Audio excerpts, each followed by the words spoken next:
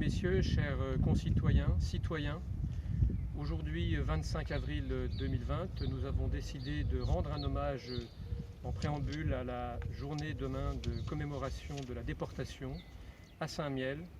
Nous pourrions dire à huis clos, et je suis accompagné pour la lecture des 22 noms des personnes déportées et décédées en déportation de Saint-Mihiel, accompagné de Janine Schwint, présidente départementale des anciens combattants et de la Fédération Maginot de la Meuse. Voilà. Je vais donc donner lecture de l'ensemble des personnes disparues, décédées bien entendu, et Janine complétera avec les particularités liées à ces décès.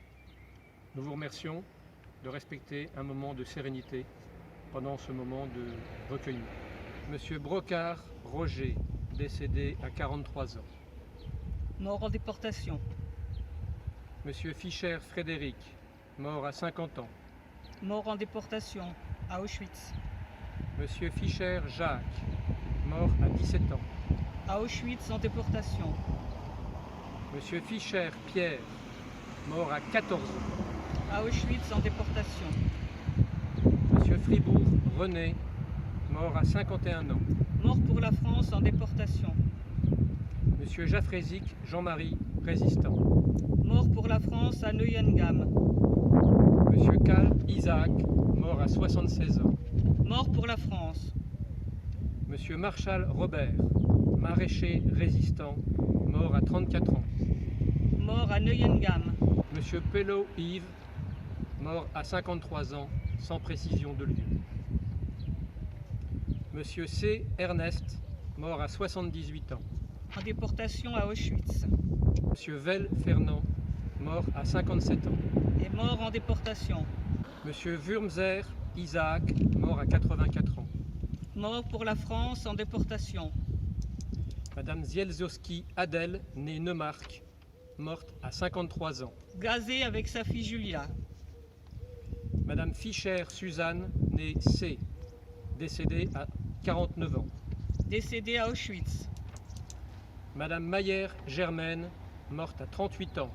Gazée à Auschwitz. Madame Pikowski Gabrielle, née Neumark, morte à 42 ans. Décédée à Auschwitz. Mademoiselle Mayer Simone, morte à 21 ans. Morte en déportation. Dans les travailleurs déportés ensuite, Monsieur Lambert André, décédé à 26 ans. Mort à Dachau. Monsieur Richard Gaston, mort à 20 ans. Mort pour la France. Monsieur Roland Lucien, sans précision. Monsieur Intins Jean, mort à 19 ans. Mort pour la France. Monsieur Thiriot Marcel, mort à 21 ans. Mort pour la France. Voici donc la liste des 22 personnes considérées déportées à partir de Saint-Mihiel.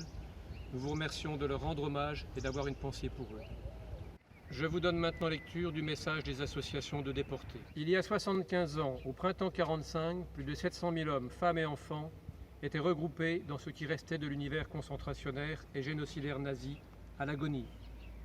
La moitié d'entre eux devaient encore périr, notamment dans les marches de la mort, avant que les armées alliées, dans leur progression, n'ouvrent enfin les portes des camps sur une insoutenable vision d'horreur. Les survivants de ce drame du genre humain, par leur esprit de résistance, leur volonté et leur profond attachement à préserver leur dignité, ont surmonté des conditions inhumaines, malgré la présence et la menace permanente de la mort. Le 1er octobre 1946 s'achevait le procès de Nuremberg, qui fondait la notion de crime contre l'humanité et posait les bases du droit pénal international. De tout cela, rien ne doit être oublié. Et pourtant, si les déportés ont su montrer dans les pires circonstances que la résistance face aux crimes demeurait toujours possible, leur persévérance à témoigner partout et auprès de tous ne suffit pas à faire disparaître la haine, le racisme, la xénophobie, l'antisémitisme et le rejet des différences. Combattre sans relâche les idéologies qui affaiblissent notre modèle républicain et prônent le retour à l'obscurantisme et au fanatisme. Promouvoir la tolérance. Investir dans l'éducation morale et civique des jeunes générations. C'est le message des déportés qui veulent faire de la journée nationale du souvenir des victimes et héros de la déportation une journée d'hommage, de recueillement, mais plus encore d'engagement personnel. La période dramatique de la déportation rappelle en effet cruellement que les êtres humains sont responsables de l'avenir qu'ils préparent à leurs enfants et qu'ils partagent une même communauté de destin. Nous vous remercions d'avoir une pensée et de leur rendre hommage en ce 26 avril, date de la commémoration de la déportation. Merci à vous, à bientôt.